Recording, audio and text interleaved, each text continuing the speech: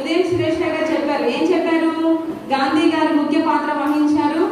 గాంధీ గారే కాదు, ఇంకా చాలా మంది ఉన్నారు. వాళ్ళ పేర్లు చెప్పండి. ఫ్రీడమ్ ఫైటర్స్ గురించి చెప్పండి. ఎవరెవరు? భగత్ సింగ్,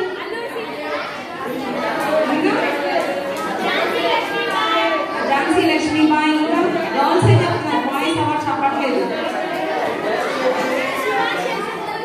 చెప్పండి నా. సుభాష్ చంద్రబోస్. ఇంకా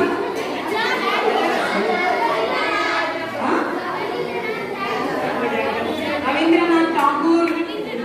ఏం చేశారైనా రవీంద్రనాథ్ ఠాగూర్? ఏదో రాసినట్టున్నారే.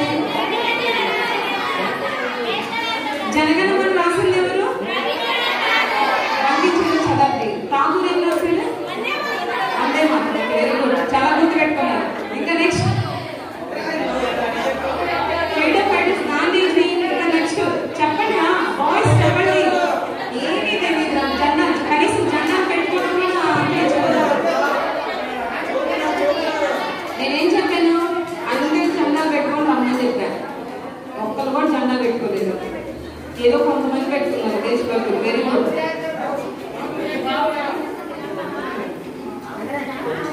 ఆగస్టు 15 అంటే జెండా పండుగ వచ్చేసి జెండా వేసి చాక్లెట్లు తీసుకొని ఎవరో నలుగురు పెద్దవాళ్ళు ఎవరికి చూడతారు, అవి తినేసి ఇంకా చాక్లెట్లు తీసుకొని వెళ్ళిపోవడం. ఇదే అనుకుంటారు కదా? ఇదేనా? ఇదేనా? ఓకే. ఎన్నో సంవత్సరంలో వచ్చింది ఆగస్టు స్వాతంత్రం? ఎన్నో సంవత్సరంలో వచ్చింది? బాయ్స్ అందరూ ఆగండి. బాయ్స్ చెప్తారు.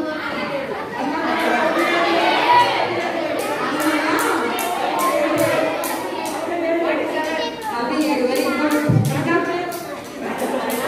ఆగస్టు 15 స్వాతంత్రం వచ్చింది. మరి గణతంత్ర దినోత్సవం అంటే ఏంటి?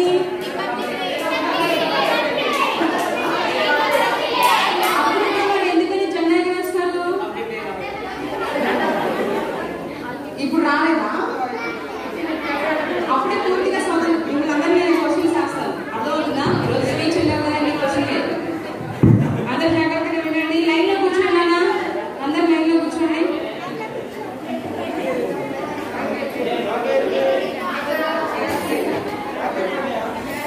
Are you ready? ఓకే. మీరందరూ చాలా చక్కగా మీ టీచర్స్ ని ప్రతిమానుకొని చక్కగా నేర్చుకున్నారు. మీ టీచర్స్ తో నా అభినందనలు తెలియజేస్తున్నాను. చాలా చక్కగా వేశారు. ఇంకా గ్రాండ్ గా చేయాలనుకున్నారు, కానీ కొంత విషాదం జరగడం బట్టి అదంతా ఆగిపోయింది. అయినా కానీ దేవుని మహాకృపను బట్టి మనం ఈ రీతిగా ఆగస్టు 15 జరుపుకోవడానికి దేవుని కృపనిచ్చాడు. దేవుని స్తోత్రం. హల్లెలూయా, హల్లెలూయా. ఇప్పుడు చెప్పండి ఆగస్టు 15 గురించి. ఆగస్టు 15 ఏమొచ్చింది? రిపబ్లిక్ డే అంటే జనవరి 26 ఎందుకు జరుపుకుంటారు చెప్పండి? ఎంతమంది తెలుసు? అంటే జెండా ఇంకా ఆగస్టు రిపబ్లిక్ డే వస్తే జెండా వేసి చాక్లెట్లు తీసుకొని వెళ్ళిపోవడం. ఆగస్టు 15 వస్తే మళ్ళీ తలస్నానం చేసి మళ్ళీ జెండా పెట్టుకొని మళ్ళీ జెండా వేసి చాక్లెట్లు తీసుకొని వెళ్ళిపోవడం. అదే మాత్రమే తెలుసు కదా మనకి, అవునా? ఏనా సతీష్ స్పీచ్ ఇస్తావా? Okay, very good. జాగ్రత్తగా వినండి. ఎంతో మంది మన భారతదేశం బ్రిటిష్ వాళ్ళ పరిపాలనలో మన భారతదేశం ఎలా ఉండేదంటే, ఎలా ఉండేదో తెలుసా? అనేకమైన సెక్షన్స్ పెట్టారనమాట. 144 సెక్షన్ అంటే ఏంటి? తెలుగు చెప్పమన్నా. 144 సెక్షన్ అంటే ఏంటి? అది కూడా తెలీదా? 144 సెక్షన్ రా. బయటికి రాకుండా బయటకు వస్తే కొట్టడమేనమాట. అర్థమవుతుందా? చాలా మంది ఈ ఫ్రీడమ్ ఫైటర్స్ అందరూ లెగిసి అందరూ ఇట్లా ఉద్యమాలు చేస్తున్నారు అని ఉద్యమాలు చేస్తే ప్రజలందరూ ఇంకా అంటే స్వాతంత్రం కావాలని ఇలా కోరుకుంటారు. వీళ్ళందరినీ ఇంట్లో నుంచి బయటకు కాకుండా ఇప్పుడు మనం చేస్తున్నది అదే కదా, లాక్డౌన్ కదా. ఇది తక్కువ. ఇంకా బ్రిటిష్ వాళ్ళు ఇప్పుడంటే మన పోలీసులే మమ్మల్ని కొడుతున్నారు. అప్పుడంటే వేరే దేశస్తులు వచ్చి మమ్మల్ని కొట్టేవాళ్ళు అనమాట. బయటకు వచ్చిన ఓటింగే.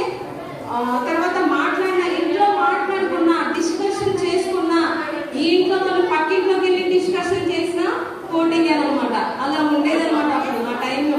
బ్రిటిష్ వాళ్ళు ఇంట్లో మాట్లాడుకున్న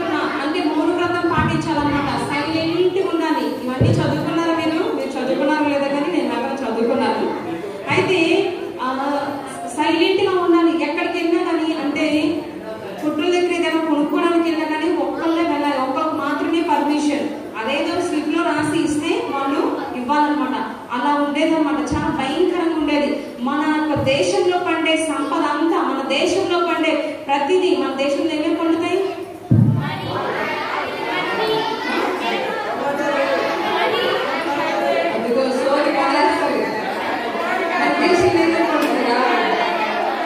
పత్తి, వరి,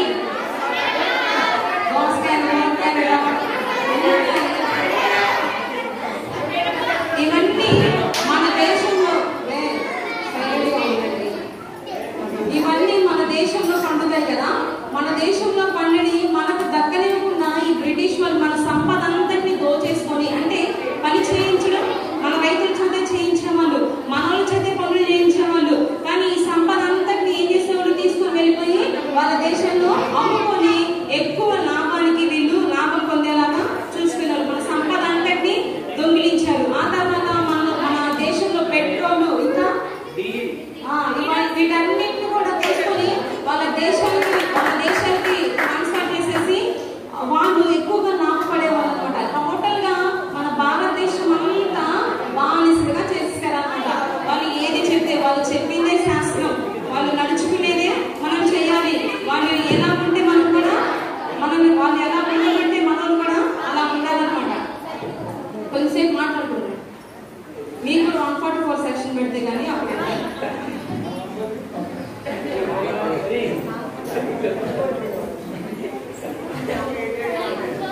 అందరూ జాగ్రత్తగా వినాలి. స్పీచ్ ఇవ్వండి, ఇక్కడికి వచ్చి చెప్పడానికి ధైర్యం కాదు, ఏం చెప్పాలో అర్థం కాదు, స్వతంత్ర దినోత్సవ శుభాకాంక్షలు అని చెప్పేసి వెళ్ళిపోతారు. ఇలాంటివి చెప్తున్నప్పుడైనా ఇలాంటి ఎక్కువ స్కూల్లో ఎవరెవరు ఏం డ్రెస్ పెట్టుకొచ్చారు, ఎవరు ఏం క్లిప్లు పెట్టుకొచ్చారు, ఈ జోక్మే సరిపోయింది. వినండి. ఆ తర్వాత నేను నా స్పీచ్ అయిపోయిన తర్వాత, నా స్పీచ్ ఏం కాదులే, నా మాటలు అయిపోయిన తర్వాత స్పీచ్ మిమ్మల్ని పిలుస్తాను పెద్దోళ్ళని, వచ్చి చెప్పండి, ఓకేనా?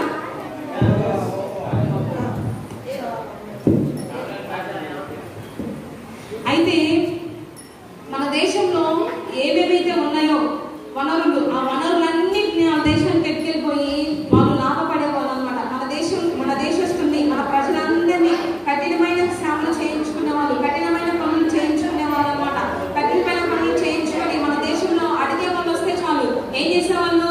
దుబాయ్కి పెట్టి వాళ్ళని కాల్ చేసేవాళ్ళు. లేకపోతే వాళ్ళని అంటే దేశ ద్రోహుల్ని, రాజద్రోహుల్ని ఎలా చేస్తారో అలా ఊరి బయటికి తీసుకెళ్ళిపోయి వాళ్ళకి వస్త్రాలు లేకుండా వాళ్ళు చిత్రహింసలు పెట్టి వాళ్ళని చంపేసేవాళ్ళు అనమాట. అలా జరుగుతున్న ఆ క్రమంలో ఎంతో మంది మన దేశంలో అధికారులు లేచారనమాట. లేచి ఎంతో మంది ఎన్నో సంవత్సరాల నుంచి పోరాటాలు జరుగుతూనే ఉన్నారు. ఏమేమి పోరాటాలు జరుగుతున్నారు ఒకసారి చెప్పండి. ఎన్ని పోరాటాలు చేశారు? ఏం చేశారు? అది ఎన్ని పోరాటాలు? చాలా. ఏమేమి పోరాటాలు చేశారు?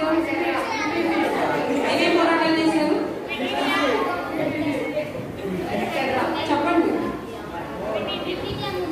గాంధీ గారు కాకుండా ఇంకా చాలా మంది ఆయన కంటే ముందున్న వాళ్ళు కూడా ఎన్నో పోరాటాలు చేశారు. ఈ బ్రిటిష్ వాళ్ళు మన సంపద అందరినీ దోచుకెళ్తారని కోర్టుకేసిన ఆ కోర్టులో ఉన్న లాయర్స్, జడ్జెస్ వాళ్ళందరినీ కొనేసేసి బ్రిటిష్ వాళ్ళు వాళ్ళ పరిపాలన కింద తిప్పేసుకొని మాట్లాడే ఛాన్సే లేకుండా వాళ్ళందరినీ చిత్రహింసలు పెట్టి వాళ్ళందరినీ చంపేశారు అనమాట.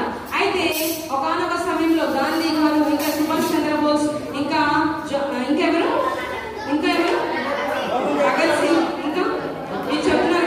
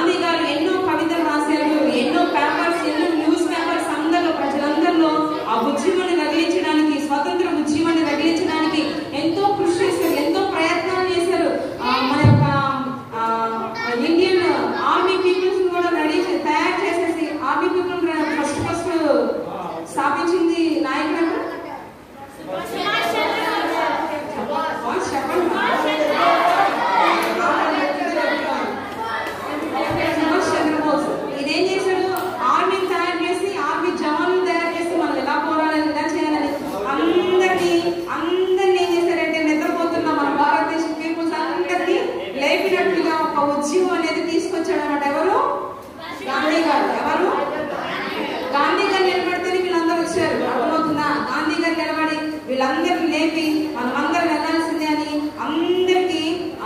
అందరికీ ఏం చేయాలి అన్ని ఉద్యమాలన్నింటినీ స్థాపించి దానిలో క్విట్ ఇండియా ఉద్యమాన్ని, ఉప్పు సత్యాగ్రహం అని, ఇంకా తర్వాత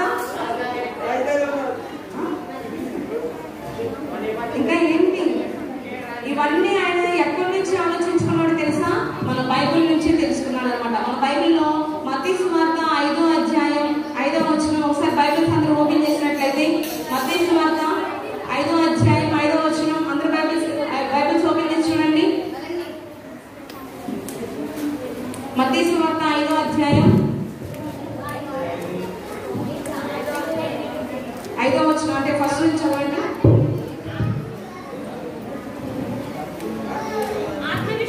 ఆత్మ విషయమై దీనులైన వారు ధన్యులు, పరలోక రాజ్యము వారిది. దుఃఖపడేవారు ధన్యులు, వారు ఓదార్చబడుదురు. సాత్వికులు ధన్యులు, వారు భూలోకాన్ని స్వతంత్రించుకుంటారు. నీతి కొరకు ఆకలి దప్పులు గలవారు ధన్యులు, వారు తృప్తిపరచబడుదురు. కనికరం గలవారు ధన్యులు, వారు కనికరం పొందుదురు. హృదయ శుద్ధి గలవారు ధన్యులు, వారు దేవుని చూచెదరు. సమాధాన పడువారు ధన్యులు, వారు దేవుని కుమారులు అనబడుదురు. నీతి నిమిత్తం హింసింపబడువారు ధన్యులు, పరలోక రాజ్యము వారిది. వీటన్నిటిని ఆయన న్యూస్ పేపర్కి ఎక్కించి ఏం చేశాడంటే ప్రజలందరిలో శాంతి అనే ఒక పోరాటాన్ని స్థాపించాడు అనమాట. అర్థమవుతుందా? ఒక చంప కొడితే మరో చంప చూపించమని తెలిసే. అది ఎవరు చెప్పారు? ఫస్ట్ ఎక్కడి నుంచి నేర్చుకున్నాడు ఆయన? బైబిల్ నుంచి నేర్చుకున్నాడు. బైబిల్ నుంచి నేర్చుకొని అనేక మందికి ప్రకటించి ఇలాంటివన్నీ న్యూస్ పేపర్లో రోజు ఆయన కవితలాగా రాసేవాడు అనమాట. బైబిల్ నుంచి చదువుకున్న స్టోరీస్ కవితలాగా. మీరు ఒకవేళ మీ దగ్గర ఫోన్ అందరి దగ్గర ఉన్నాయి కదా, గాంధీ గారి గురించి, గాంధీ గారి చరిత్ర ఏంటి అని మీరు కొట్టండి, అప్పుడు ఇవన్నీ తెలుసు. ఆయన దేన్ని అనుసరించి వీటన్నింటినీ చేశాడో ఇవన్నీ వస్తాయి అనమాట. అయితే ఇవన్నీ బైబిల్ నుంచి చదువుకొని ఆయన ఏం చేశాడంటే ఆ శాంతిగా మనం అందరం పోరాడాలి, శాంతి శాంతి శాంతి అని, ఒక చెంప కొడితే మరో చెంప చూపించమని, ఇలాంటి నినాదాలన్నీ చేసి ఎట్టకేలికి ఆయన ఏం చేశాడు? స్వాతంత్రాన్ని తీసుకొని వచ్చినట్లుగా మనం చూస్తున్నాం. సుభాష్ చంద్రబోస్, అల్లూరి సీతారామరాజు, ఎంతో మంది వాళ్ళని ఎదుర్కొన్నా కానీ మీరు ఎన్ని బుల్లెట్లైనా, ఎన్ని తుపాకీలు పెట్టి ఎన్ని సార్లైనా పేల్చుకోండి, ఎలాగైనా చేసుకోండి, మేము మాత్రం మా దేశం కోసం నిలబడతామని వాళ్ళు గొప్ప కృషిని రెగలుకొల్పింది. అంటే అల్లో అంత కృషిని తెచ్చింది గాంధీ గారే. అందుకే గాంధీ గారు ముఖ్యమైన పాత్రగా స్వతంత్ర దినోత్సవం వస్తే ఆయన ఒక ఫోటోను పెట్టి అందరూ ఆయన దానికి దండేసి ఏంటో అంటే ఆయన గుర్తు చేసుకుంటూ గాంధీ గారికి ముఖ్యమైన పాత్ర వహించేలా అందరూ ఆయన చేస్తారనమాట. అయితే గాంధీ గారు ఎంతో ముఖ్యమైన పాత్ర వహించారు. ఆయనతో పాటు చాలా మంది క్రిస్టియన్స్ ఎంతో మంది పాల్గొన్నారనమాట స్వతంత్ర దినోత్సవంలో. ఒక్క వాళ్ళే కాదు, అందరు క్రిస్టియన్స్ అందరూ పాల్గొన్నారు. క్రిస్టియన్స్ అందరూ పాల్గొని వాళ్ళు కూడా జర్నలిస్టులు ఉన్నారు. క్రిస్టియన్స్ లో జర్నలిస్టులు నిలబడి ఏం చేశారంటే, ఏమర్థమైంది? నిలబడి ఏం చేశారంటే క్రిస్టియన్స్ అందరూ కలిసి, వాళ్ళకి అప్పుడు అచ్చు యంత్రాలు ఉన్నాయన్నమాట, అంటే ముద్రణ యంత్రాలు ఉన్నాయన్నమాట. వాళ్ళు గాంధీ గారు మాట్లాడిన ప్రతి మాటను బట్టి వాళ్ళు ఏం చేసేవాళ్ళంటే పేపర్ ఎక్కిస్తూ ఉండేవాళ్ళు అనమాట. పేపర్ ఎక్కించి ప్రజలందరికీ పంచిపెట్టేవాళ్ళు అనమాట. అలాగే కౌన్సిలింగ్ ఆఫ్ కాంగ్రెస్, ఇలాంటి యంగ్ కాంగ్రెస్, యంగ్ పీపుల్స్ అందరూ యంగ్ పీపుల్స్ అందరూ పోరాడితేనే పోరాటం వచ్చిందని, ఇలాంటి క్రిస్టియన్స్ అందరూ చాలా చాలా చాలా చాలా చాలా చాలా పోరాటాలు అనేది పోరాడారు అనమాట. ఎట్టకేళ్ళకి దేవుడి మహాకృపను బట్టి మన దేశానికి ఆగస్టు 15 మధ్యరాత్రి వేళ ఏ టైంలో వచ్చిందిరా? ఎన్ని గంటలకు వచ్చింది? 12 గంటలకి ఎట్టకేళ్ళకి మనకి స్వాతంత్రం వచ్చిందని కోర్టు మనకి ప్రకటించింది. భారతీయులు బ్రిటిష్ వాళ్ళు ఈ దేశాన్ని విడిచిపెట్టి వెళ్ళిపోవాలని వాళ్ళందరికీ ఇంకా బాగా కృషులు చేసిన తర్వాత ఇంకా కోర్టు మనకి తీర్పిచ్చింది అనమాట. ఈ దేశాన్ని విడిచిపెట్టి వెళ్ళిపోవాలి, భారతీయులకు మేము ఏం ప్రకటిస్తున్నాం? స్వతంత్రాన్ని ప్రకటిస్తున్నామని. ఎన్ని గంటలకు ప్రకటించారు? 12 గంటలకి నైట్. అవునా? నైట్ 12 గంటలకి ఈ యొక్క స్వాతంత్రం అనేది ప్రకటించారనమాట. వాళ్ళు ప్రకటించినప్పుడు ఇదంతా ప్రజలందరికీ తెలియకుండా కప్పిపుచ్చారు. ఎన్నాళ్ళు కప్పిపుచ్చారు? ఎన్నాళ్ళు దాచుకుంటారు? ప్రజలందరికీ స్వాతంత్రం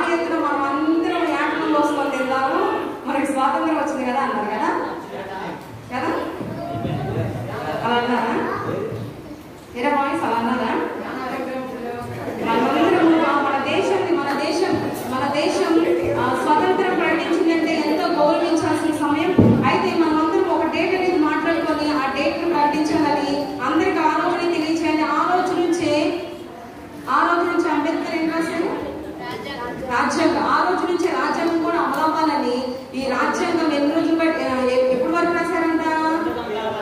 ఎప్పుడు వరకు రాశారంటే రాజ్యాంగాన్ని? ఎన్ని సంవత్సరాలు పట్టింది రాజ్యాంగం రాసేసరికి? మరి ఎందుకు మరి డీజే బాక్స్ పెట్టి ఎగురుతారు? ఏమీ తెలియదు. ఎన్ని సంవత్సరాలు రాశారు? సతీష్ చెప్పాను. సతీష్కి తెలియదు. చెప్పండి మా గర్ల్స్ కి చెప్పండి, ఎన్ని సంవత్సరాలు రాశారు? అంబేద్కర్ గారు రాజ్యాంగాన్ని ఎన్ని సంవత్సరాలు రాశారు? 2 సంవత్సరాలా?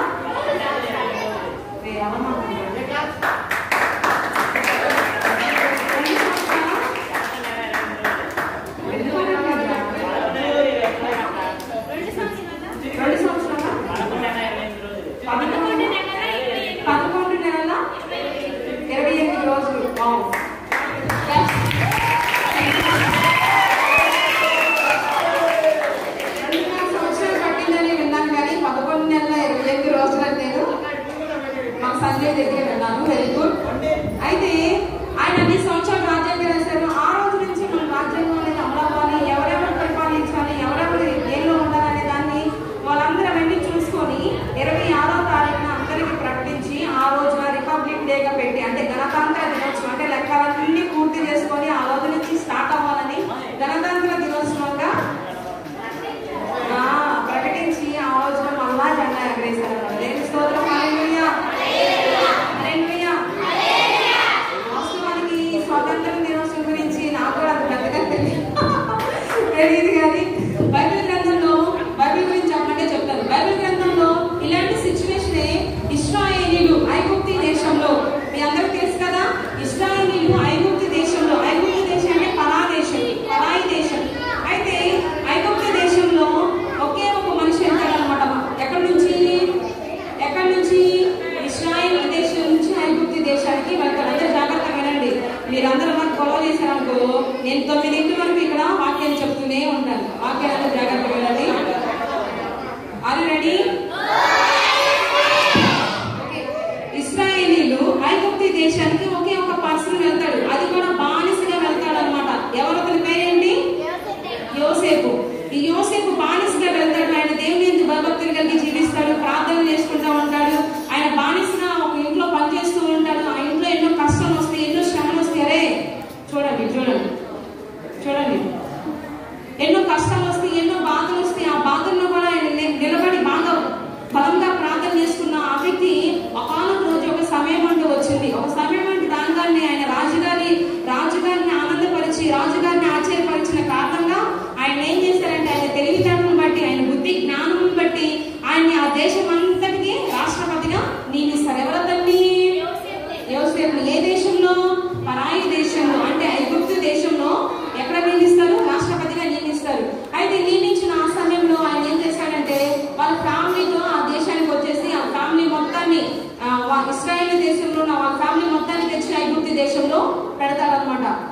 జాగ్రత్తగా వినండి, నోట్ మీద వేసుకోండి. బాయ్స్ మీరు కూడా వినండి.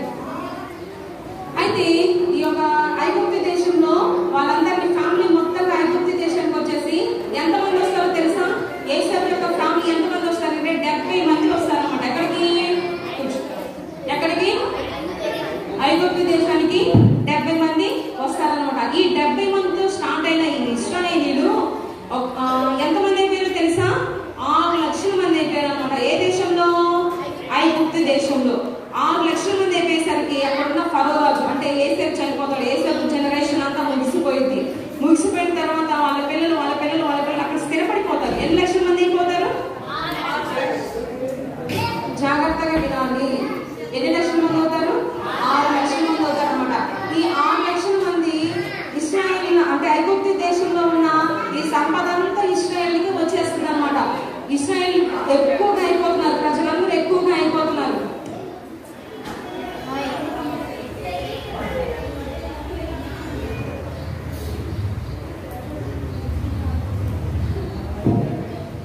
ఎక్కువగా అయిపోవడం చేత ఈ ఫరో ఏం చేశాడంటే, ఈ ఇశ్రాయేలీలందరినీ ఇక్కడతో సమాప్తం చేసేయాలి, వీళ్ళకి పిల్లలు అనేది పుట్టనివ్వకుండా చేయాలి. అంటే వీళ్ళని ఏం చేయాలి? ఈ దేశం నుంచి వీరిని వెళ్ళగొట్టాలంటే వీళ్ళని ఏం చేయాలి ప్లాన్ చేసుకున్నాడు. ప్లాన్ చేసుకొని ఆయన ఏం చేశాడంటే వాళ్ళ చేత వెట్టి పనులు చేయించడం స్టార్ట్ చేశాడు అనమాట. వెట్టి పనులు అంటే ఏంటి కఠినమైన పనులు చేయించడం మొదలు పెట్టాడు అనమాట. కఠినమైన పనులు చేయిస్తున్నారు అనమాట ఇశ్రాయేలు చేత. వాళ్ళు పిల్లలేంటి, పెద్దోళ్ళేంటి, ముసలోళ్ళేంటి, స్త్రీలేంటి, పురుషులేంటి, చిన్న పిల్లలతో సహా కనీసం వాటర్ తాగడానికి కూడా బ్రేక్ ఇవ్వకుండా వాళ్ళు ఏం చేశారంటే కఠినమైన పనులు చేయించాలన్నమాట. ఒక రోజు 2 రోజులు అలా వాళ్ళకి ఆహారం లేకుండా వారానికి ఒకసారి వాళ్ళకి ధాన్యం ఇచ్చేవాళ్ళు, కొంత ధాన్యం అనేది ఇచ్చేవాళ్ళు. ఆ ధాన్యంతోనే వాళ్ళకి 2 రోజులు వండుకోవాలి, వారం రోజులు వండుకోవాలి. ఇలాగా చాలా తిండి కూడా లేకుండా చాలా కఠినంగా చాలా హింసించడం మొదలు పెట్టారు. ఎవరిని ఇశ్రాయేల్ ప్రజల్ని. అయితే వాళ్ళు అప్పటి నుంచి ప్రార్థన చేస్తూనే ఉన్నారనమాట. ఎన్ని లక్షల మంది ఉన్నప్పుడు వాళ్ళు ప్రార్థన చేశారు? 6 లక్షల మంది ఉన్నప్పుడు వాళ్ళు ప్రార్థన చేశారు. ఇప్పటికి ఎన్ని లక్షల మంది అయ్యారు తెలుసా? 20 లక్షల మంది అయ్యారు. దేవుని స్తోత్రం. హల్లెలూయా, హల్లెలూయా. 20 లక్షల మంది అయినా కానీ ఫరో వాళ్ళని విడిచిపెట్టాలనుకున్నావా? విడిచిపెట్టలేదు. 20 లక్షల మంది అంటే 6 లక్షలు ఉన్నప్పుడు వాళ్ళు ప్రార్థన చేసిన ప్రార్థన 20 లక్షల మంది అయ్యేంత వరకు వాళ్ళు ప్రార్థనలు చేస్తూనే ఉన్నారు. అంటే ఎన్ని సంవత్సరాలు? చాలా సంవత్సరాలు. ఎన్ని సంవత్సరాలు?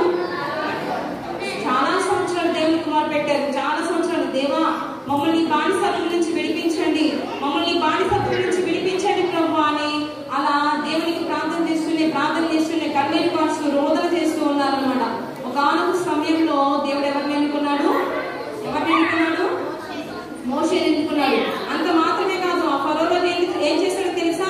వీళ్ళలో పుట్టే మగ బిడ్డలు ఎవరిని పుట్టనివ్వకుండా వాళ్ళందరినీ చంపేమని చెప్పాడు అనమాట. ఆ కాలంలో పుట్టిన మోషేని ఆ కాలంలోనే దేవుడు ఎన్నుకున్నాడు, పుట్టించాడు. ఎవరి కోసం?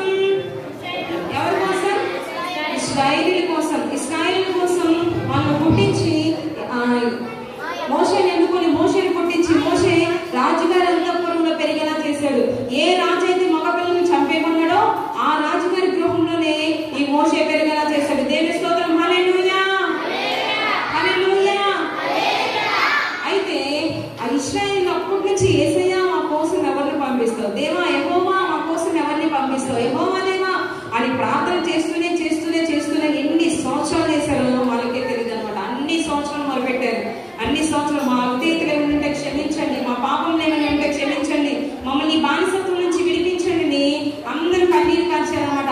దేవుడు వారి రోదలను ఆలకించి వారి యొక్క బాధలను ఆలకించి ఈ యొక్క మోషేని ఎన్నుకొని మోషే అప్పటికి ఐగుప్తు దేశంలో రాజుగారి అంతఃపురంలో రాజభోగాన్ని అనుభవిస్తున్నాడు. అంటే ఆయన సకల విద్యను అభ్యసించాడు అనమాట. అంటే రాజుగారి తర్వాత యువరాజులు చేయాలని తన కూతురు ఏం చేసింది? ఆయన్ని ప్లాన్ చేసి ప్రిపేర్ చేసింది అనమాట. ఆయన దేవుడు దేనికి అనుకున్నాడు? ఐగుప్తు దేశాన్ని ఎన్నుకోవడానికి అనుకున్నాడు మోషేని? కాదు. ఇశ్రాయేలుని బానిసత్వం నుంచి విడిపించడానికి ఆయన పుట్టించాడు. కాబట్టి ఆయన ఎట్టకేలకి దేవుని పరిచయం దేవుని దగ్గరికి రావడం జరిగింది, దేవుని స్మరణను వినడం జరిగింది. విన్న తర్వాత ఆయన ఆ ప్రజల దగ్గరికి వెళ్ళి ఆ ఫరో రాజు దగ్గరికి వెళ్ళి మా ప్రజలను విడిపించు అని ఒక్కసారి తిరగలేదు, 2 సార్లు తిరగలేదు. కాలికి బలపం కట్టుకున్నట్లుగా ఎన్నిసార్లు తిరిగాడు? సతీష్ ఎన్నిసార్లు తిరిగాడు? నాన్న సతీష్ తిరిగాడు. ఎన్నిసార్లు తిరిగాడు? చాలా సార్లు తిరిగాడు. చివరికి 10 తెగుళ్ళు దేవుడు పంపిస్తాడనమాట. ఎన్ని తెగుళ్ళు? 10 తెగుళ్ళు ఐగుప్తు దేశం మొత్తం మీదకి పంపిస్తాడు. నా ప్రజలు పంపించకపోతే నా దేవుడు ఏం చేస్తానన్నాడు? మిమ్మల్ని అందరినీ తెగులతో చంపేస్తానన్నాడని ఎన్ని తెగుళ్ళు పంపించాడు ఐగుప్తు దేశానికి? 10 తెగుళ్ళు పంపిస్తారనమాట. 10 తెగుళ్ళు పంపించే లాస్ట్ తెగులు వాళ్ళ కుమారుడు చనిపోయిన తర్వాత ఆ ఫరో యొక్క మనసు మారిద్దనమాట. అప్పటి వరకు ఆ దేశం అంతా పేర్లు పంపిస్తాడు. తమ పేరు అంటే తెలుసుగా మీకు? వాయిస్ మీకు తెలుసా? పేరంటే తెలుసా? పేరు తమలో ఉంది కదా, తెలుసా? ఆ పేరుని పంపిస్తారు. దేశం అంతా పేరే. 1 పేరు, 2 పేర్లు, 3 పేర్లు, 4 పేర్లు, అవసరమైతే ఒక 20 పేరైనా దూరం తీసుకోవచ్చు. అసలు మొత్తం ఐగుప్తు దేశం అంతా పేరైతే తీసుకోవడానికి గోర్లు కూడా చాలా కుక్కడానికి ఉన్నాయి కదా.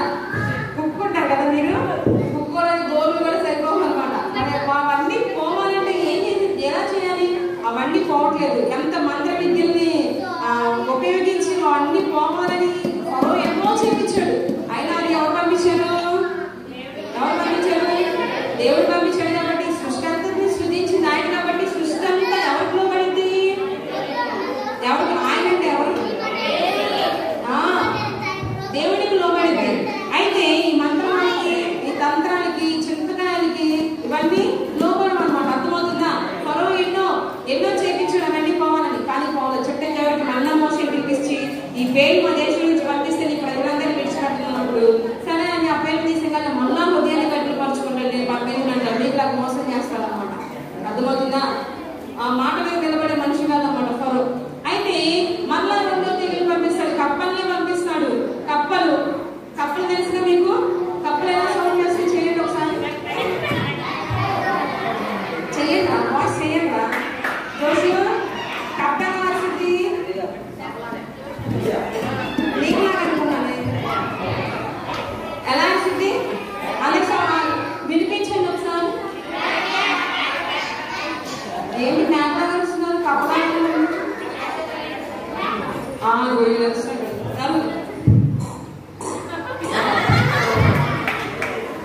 ఆ సౌండ్ ఒక కప్పకి మనకి చిరాకేసింది, రెండు కప్పలకి చిరాకేసింది. అలాంటిది ఐగుప్తు దేశం అంతా కంటేరంతా కప్పలతో ఉండి ఎలా ఉంటారు? బయటకు వస్తారా? ఆఫ్టర్ తేనె తీస్తానికి, తేనె తెలుసు కదా, తేనె తీగలు తీస్తానికి ఆ తేనె తీసుకొని ఈగలు వస్తున్నాయి అని ఇంట్లో పరిగెత్తుతారు. అవునా? డోర్లు వేసేసుకుంటారు. తేనె తీగలకి అంత భయపడదు. ఈ కప్పలు ప్రతి ఇంట్లో అన్నం వండుకున్న డేక్షన్లో కూడా కప్పలు ఉన్నాయంట. మరి అనుకోతుందా? కప్పలు చక్క నిండిపోయింది. రాజుగారు మంచిగా దబ్బేని చేయించి ఆ మోత తీయగానే కప్పలు ఎగిరిపోయిందంట. వాటర్ కొండలో కూడా కప్పలు ఉన్నాయి. తర్వాత అన్నింటిలో కప్పలు, చెరువుల్లో కప్పలు, అన్నింటిలో కప్పలు, ఇంట్లో కప్పలు, రాజుగారి బెడ్ మీద కప్పలు, మంత్రి విద్యను ఉపయోగించి అందరినీ వీటన్నిటిని పోగొట్టడం అంటే వాళ్ళకేమొచ్చింది? సృష్టి దేవునికి లోబడింది కానీ ఎవరెవరో మాట వినదు కదా. అయితే ఆయన దగ్గర ఉన్న సైనికులు పని వాళ్ళందరినీ కప్పలన్నీ ఏది చంపేసేనప్పుడు ఎన్ని కప్పలని ఆడతారు? మ్యాక్సిమం 100 కప్పలే ఆడగలుగుతారు. ఒక్కొక్క మనిషి ఎన్ని కప్పలు ఆడగలుగుతారు చెప్పండి రా? 10 ఆడగలుగుతాడంట. 10 అవతల నడుస్తాడంట. అలాగా ఎంతమంది పనులు పెట్టినా కానీ దేశం అంతా కప్పలు పోతాయా? బాబు అయినా కానీ ఆ ఫరో రోజు మళ్ళా మోసేని తీసుకొని మళ్ళీ ప్రార్థన చేయించుకున్నాడు. కనీసం ఈ హోదేవుడి విశ్వాసం ఉండి పట్టే కదా ప్రార్థన చేయించుకుంటున్నాడు. అయినా కానీ హృదయాన్ని కఠినపరుచుకున్నాడు అనమాట. ఆయనకి నష్టపోతాడని తెలిసి కూడా నేను ఎందుకు విడిచిపెట్టాలి? వీళ్ళ చేత గొప్ప నగరాన్ని స్థాపించాలి, వీళ్ళు నాకెంత బానిసలుగా ఉండాలి అని ఆ హృదయాన్ని కఠినపరుచుకొని వాళ్ళకి ఇంకా వెట్టి చాటులు చేయించాడు. ఇంకా ఎక్కువగా చేపిస్తుంది. మోషే ఎప్పుడైతే వచ్చి ఇట్లా అడుగు అట్లా తెగులు పంపిస్తున్నాడో అంతకన్నా ఎక్కువగా ఆయన ఇంకా పనులు చేయించడం స్టార్ట్ చేశాడు. ఈరోజు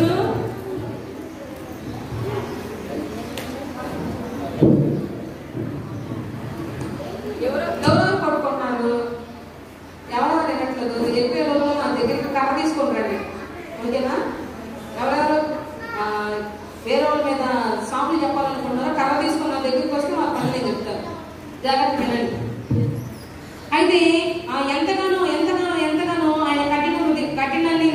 హృదయాన్ని కఠినపరుచుకున్నాడు అనమాట. కప్పలు ఆ తర్వాత వాటర్ అంతా రక్తంగా మారిపోవడం, ఆ వాటర్ తాగుదామన్నా కానీ ఆ రక్తాన్ని తాగే పరిస్థితి అయిపోయింది. అయినా కానీ తన హృదయాన్ని మార్చుకోలేదు. ఇంకా చాలా వడగళ్ళు పంపించాడు. ఆకాశం నుంచి వడగళ్ళు వచ్చి వాటన్నింటినీ పంటలన్నింటినీ నాశనం చేసినా కానీ తన హృదయాన్ని మారలేదనమాట. ఎట్టకేళ్ళకి చివరిగా ఏం చేశాడంటే ఐగుప్తు దేశంలో ఉన్న జ్యేష్ఠ పుత్రులందరినీ అంటే మొట్టమొదటిగా పుట్టిన ప్రతి దాన్ని చంపేస్తాడనమాట. సంహారపు దూతకి ఆజ్ఞాపిస్తాడనమాట. అయితే ఆ సంహారపు దూత వచ్చి ఐగుప్తు దేశంలో ఉన్న మరణ దూత వచ్చి ఏం చేసింది? ఐగుప్తు దేశంలో ఉన్న మొదటి సంతానం అందరికి నాశనం చేసింది. అర్థమవుతుందా? ప్రతి ఇంట్లో శవమే,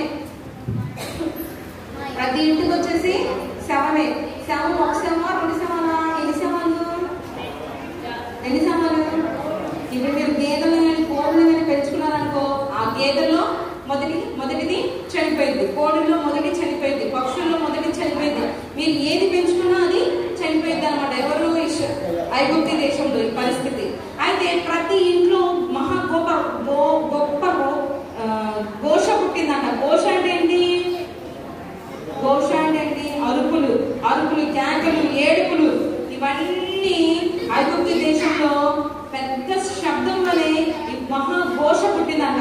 అయితే ఆ రోజున ఆయన హృదయాన్ని మార్చేసుకుని, అయ్యో నా కుమారుడు నేను పోగొట్టుకున్నానే అని అప్పుడు హృదయాన్ని మార్చుకొని అప్పుడు వెళ్ళిపోండి, ఇంక ఇశ్రాయేలు ఉంటే మనకే నష్టం జరిగింది, మన ప్రాణానికి నష్టం జరిగింది అనుకొని ఇంకా అప్పుడు విడిపిస్తారు అనమాట. ఇంకప్పుడు మన భారతదేశానికి స్వాతంత్రం ఎలా వచ్చిందో ఆ రోజున ఇశ్రాయేలుకి స్వాతంత్రం అలా వచ్చిందనమాట. దేవుని స్తోత్రం. హల్లెలూయా, హల్లెలూయా.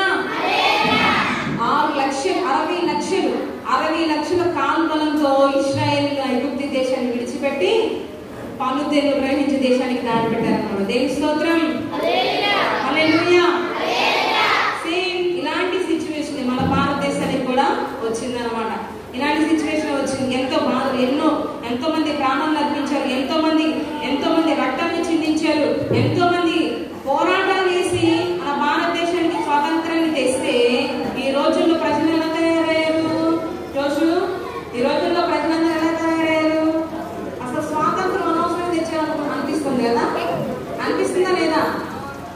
ఒక అమ్మాయిని చూసి ఆ అమ్మాయి మీద ఎలా ప్రవర్తిస్తున్నారు ఈ రోజుల్లో మనుషులు? బాయ్స్ ఎలా ప్రవర్తిస్తున్నారు? ఎలా చెప్పండి? రేప్ చేసేయడం, యాసిడ్లు పోసేయడం, స్త్రీలు అనేది గౌరవం లేకుండా చేస్తున్నారు అన్నమాట. గౌరవం స్త్రీలు అనేది ఒక తల్లి అనేది మర్చిపోయి అనేక రకాలుగా బిహేవ్ చేస్తున్నారు. మన భారతదేశానికి స్వాతంత్రం ఎందుకు వచ్చిందిరా బాబోయ్? అసలు స్వాతంత్రం కాకుండా బానిసలుగా ఉన్నాక నేను బానిసలుగా వీళ్ళ పులిసి అడిగేది. ఈ రోజుల్లో చిన్నపిల్లలు లేదు, పెద్దోళ్ళు లేదు, ముసలోళ్ళు లేదు, అందరినీ కామ వికారం చేసుకొని అందరూ వాళ్ళ మీద ఆడపిల్లలు అనేది లేకుండా ఏం చేస్తున్నారు? అందరినీ రేప్ చేసేయడాలు, ప్రేమించడాలు, చంపేయడాలు. అరే నా పెళ్లి కలుగుతాను ఒక అమ్మాయి వైపు చూసేటప్పుడు మీ అమ్మ గుర్తురాదా? ఏరా ఎందుకు ఆడపిల్లలు ఎక్కువ చూస్తూ ఉంటారు? అలాగే ఆడలు మీరు కూడా బాయ్స్ వైపు చూడమాకండి, బాయ్స్ మాటలు వినమాకండి, మంచి త్రోవలో నడుచుకోండి. ఇలాంటి గర్ల్స్ వాళ్ళు ఇచ్చే చనువును బట్టి పురుషులు బిహేవ్ చేస్తారన్నమాట. ఇలాంటి యాసిడ్ దాడులు అనేది, ఇలాంటి చంపేయడం అనేది, ప్రేమించి చంపేయడం, మోసాలు చేయడం. ఇప్పటికి కూడా కొంతమందికి 20 సంవత్సరాలు అయినా, చంపేసి 20 సంవత్సరాలు అయినా ఇప్పటికి కూడా వాళ్ళకి న్యాయం జరగడం, ఇంకా పోరాటాలు అనేది పోరాడుతూనే ఉన్నారు. నేను మీకు చెప్పాను, ఆయుష్ అనే అమ్మాయి చనిపోయి 15 సంవత్సరాల పైన అవుతుంది. 7 సంవత్సరాల తర్వాత అమ్మాయి చచ్చిపోయిన 7 సంవత్సరాల తర్వాత సమాధి పోస్ట్ మార్టం కూడా చేశారనమాట. కోర్టులో న్యాయం ఇంకా రాలేదని, ఇప్పటికి కూడా వాళ్ళకి న్యాయం జరగలేదు. అప్పుడు చంపిన ఎవరో కూడా ఇప్పటికి కూడా తెలియదు. అలా అయిపోయింది పరిస్థితి, మన దేశం పరిస్థితి అలా అయిపోయింది. న్యాయంగా పరిపాలించాల్సిన పోయి రాజకీయ నాయకులందరూ ఏం చేస్తున్నారు? వాళ్ళ స్వార్థం కోసం